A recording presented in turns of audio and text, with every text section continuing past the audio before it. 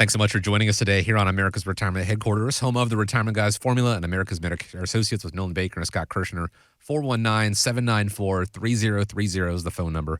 The website, arhq.com. Guys, I don't know about you, but if I am at a store or a restaurant or wherever and I see that the register has an iPad attached to it, I know that there's going to come a point in time where that iPad's going to be facing me and I'm going to be asked to give a tip. Is it getting out of control? Nowadays, we're confronted, all the time. That usually lists 3 amounts to tip after service, and it's driving Memphis TV news anchor Richard Ransom, driving him crazy. Tip jars are disappearing, and now some servers hover over you, watching to see if you will tip them and how much. I'm not a fan. The pressure seems to be coming at us from all directions, and often at places we've never been asked to tip before. Look, I know what it's like to have a service job. I have waited tables at several restaurants and served up a mean banana split at my high school Dairy Queen. But this guilt tipping has got to stop.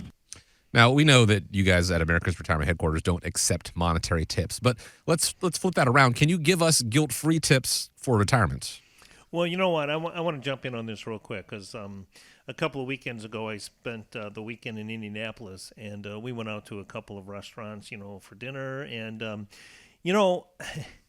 they changed now. It used to be 18, 20, and 25% or something like that. Now it's 18, 22.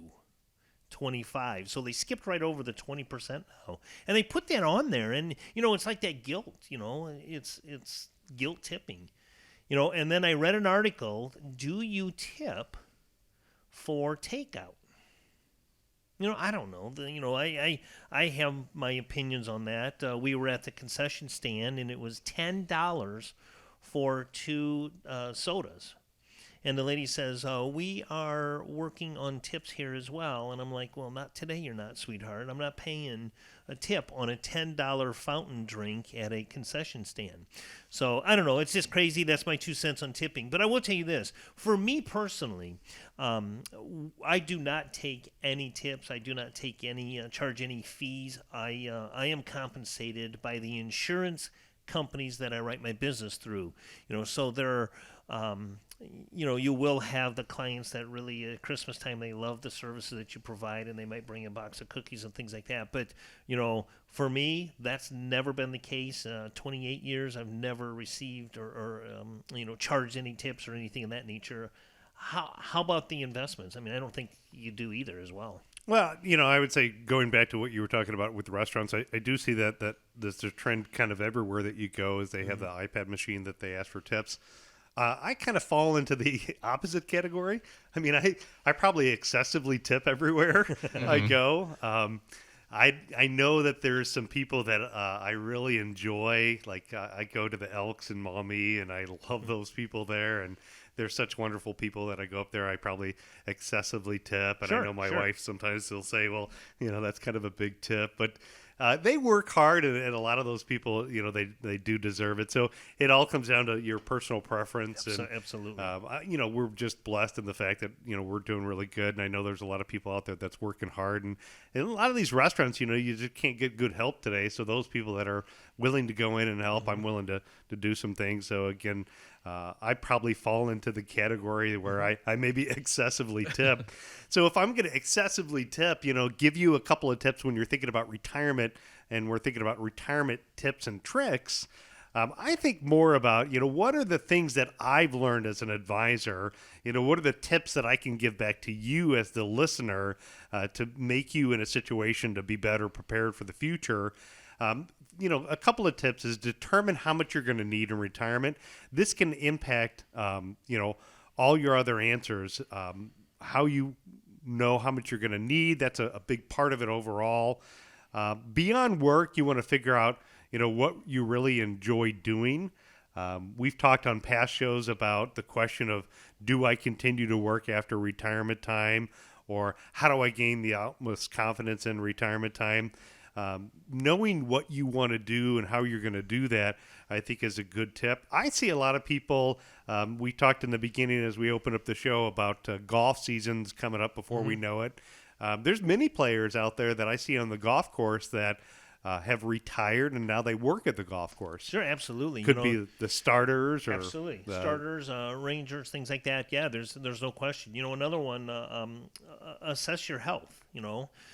If you are living a healthy lifestyle and you, like you said, some of these retirees are out working on golf courses, they're living in these golf course retirement communities, that's a very, very good tip. Staying healthy is obviously going to control your expenses for health care, right? I mean, if you're healthy, you're living a healthy lifestyle. That's going to keep you from, going to the doctors.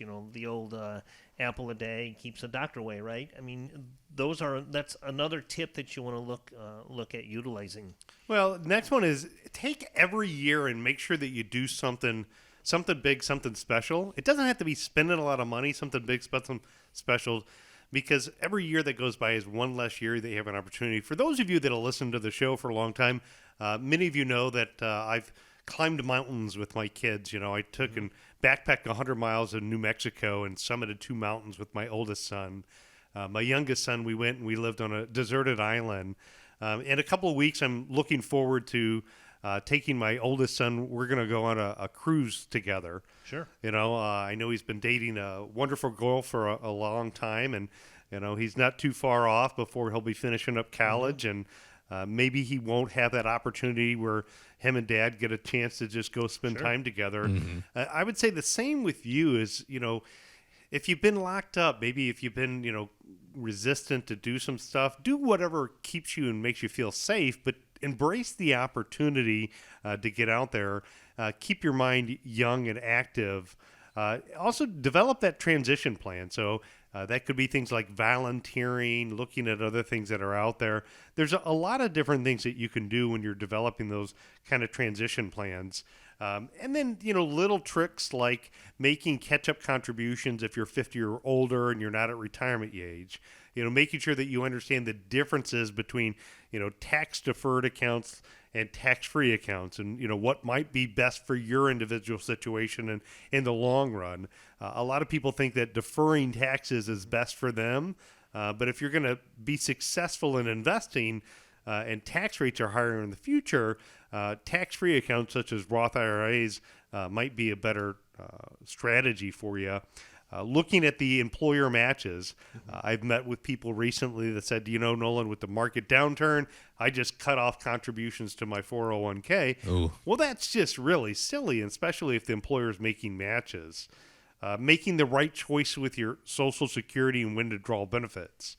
Following the approach that we call the independent income system and looking at different buckets of your money designed for short-term, mid-term, and long-term, that can help you balance out and maybe make you be able to manage your risk a little bit. Looking at things like Roth conversions, maybe paying taxes while some of your investments are still lower in value. Considering downsizing your home, locking in some of the profits that you have and considering reducing some of the housing costs, increasing that for retirement savings, and plan for, inflation. So these tricks and tips can help, with a lot of different strategies, enhance your retirement planning and savings.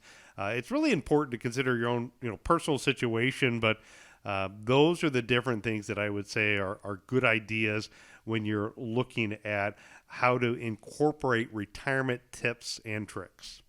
And of course, not every tip and trick is going to apply to you. And there may be some that we didn't discuss here that, if you sit down and you speak with the team at America's Retirement Headquarters, they're going to bring to light that are really going to help you out with your retirement future and the prospects down the line. Taking that first step, giving a call and sitting down and speaking with them, 419-794-3030, if you want to come into their offices and have that conversation. If you want to attend one of the educational events that they've been having throughout the region, all year long, you go to arhq.com, click on the events tab. You can find the one that works best for you and schedule a time there as well. But taking the step to get further along in the planning process, in the thought process behind getting serious about your retirement, it all starts with that phone call, 419-794-3030.